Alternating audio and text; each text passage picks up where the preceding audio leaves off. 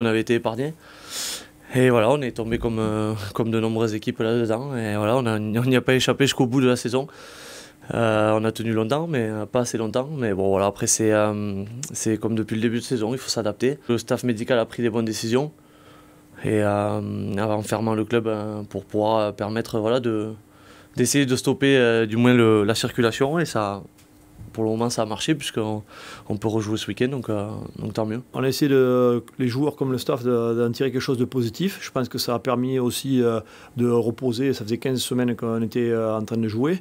Ça a permis de reposer un peu la semaine dernière et de régénérer les joueurs physiquement, mentalement aussi, avoir un week-end.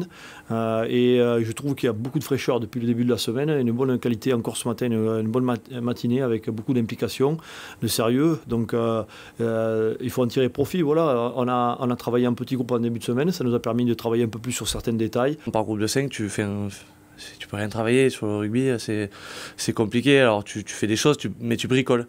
Et heureusement qu'on a pu reprendre mardi après-midi en collectif parce que tu joues le samedi, donc c'est important quand même de travailler collectivement, de trouver des automatismes. C'est forcément perturbant parce que ça te change le calendrier.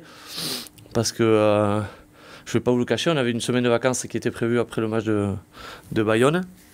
Si on avait tout enchaîné.